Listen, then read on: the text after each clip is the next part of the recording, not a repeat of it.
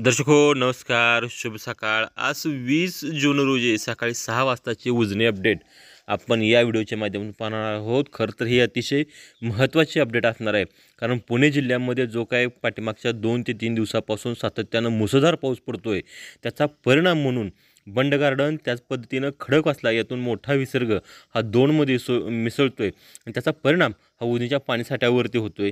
आज सकाळी 6 वाजताची उजनी अपडेट आपण पाहिली असेल तर त्यामध्ये या हंगामातील सर्वात मोठी आवक ही दौंडवरून सध्या उजनीमध्ये मिसळते। ती आवक जवळपास 58,585 क्युसेस इतकी आवक आहे। त्यामुळे जवळपास हा विसर्ग 60,000च्या आसपास आहे आणि उजनी धरणाची आजची टक्केवारी पाहायला गेली तर ती टक्केवारी ही 62.16% इतकी झाली असून धरणातला एकूण पाणीसाठा हा 96.96 TMC झाला आहे आणि उपयुक्त पाणीसाठा हा 33.30 TMC इतका झाला आहे। दर्शक हो, पुणे जिल्ह्यामध्ये पाऊस पडत असल्यामुळं रात्री खडकवासला धरणातून सुद्धा विसर्ग हा वाढवण्यात आला आहे।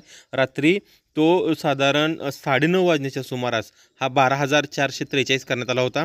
मात्र नंतर 11 वाजता तो विसर्ग वाढवण्यात आणून तो विसर्ग 15,092 हा खडकवासलाचा केला आहे आणि त्याच पद्धतीनं बंड गार्डन इथून रात्री 8 वाजता जर आपण अपडेट पाहिली असेल तर बंड गार्डन इथून जो विसर्ग हा 38,608 इतका होता।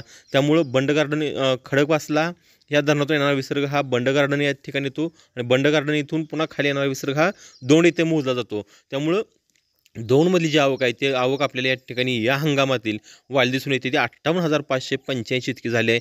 तेव्हा आता उजनी धरण हे झपाट्यानं वधारणार आहे, झपाट्यानं वाढणार आहे, शतकाकडे ते उजनी धरणाची वाटचाल होणार आहे। त्यामुळे स्वाभिमानी शेतकरी संघटनेसुद्धा भविष्यामध्ये पुढील काळामध्ये पूर येऊ नये, अचानक पाणी सोडलं जाऊ नये, त्यामुळे आत्ताच उजनी धरणातून कालव्याला असेल, बोगद्याला असेल किंवा इतर ठिकाणी आहे ते पाणी सोडून पूर नियंत्रण करण्याच्या दृष्टीनं त्यांनी मागणी केली आहे। मात्र धरण प्रशासनानं आणखीनसुद्धा याच्यावरती कोणतीही उपाययोजना त्या पद्धतीनं झाली नाही किंवा तसं पाणी सोडण्याच्या सूचना त्या ह्याच्यातून नाहीत।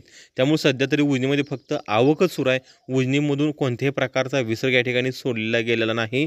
त्यामुळे उजनी धरण हे आत्ता लवकरच आपलं शतक गाठणार आहे आणि विशेष म्हणजे हे शतक उजनी धरण हे जूनमध्येच गाठणार आहे का हे पाहणं औत्सुक्याचं ठरणार आहे। कारण धरण ज्यावेळेस भरलं आत्तापर्यंत ते धरण परतीच्या पावसानं भरलं असेल, ऑगस्टमध्ये असेल किंवा सप्टेंबरमध्ये असेल, या महिन्यामध्ये धरण भरलं आहे। मात्र आत्ता जून महिना सुरू आहे, त्यामुळे जूनमध्येच उजनी धरण भरलं तर पुढच्या हंगामामध्ये जो काही येणारा पाऊस आहे तो येणारा पाऊस जर मोठ्या प्रमाणात असेल तर सातत्यानं उजनी धरणातून हे पाणी सोडावं लागणार आहे आणि त्याचा परिणाम हा भीमा नदीकाठच्या शेतकऱ्यांमध्ये असणार आहे, त्या शेतीवर त्याचा परिणाम होणार आहे। त्यामुळे पुढचा पाऊस कसा असणार आहे, उजनी धरणात आवक किती येणार आहे, त्यावरून उजनी धरणातून विसर्ग किती सोडला जाणार आहे हे आपल्याला पाहणं औत्सुक्याचं ठरणार आहे।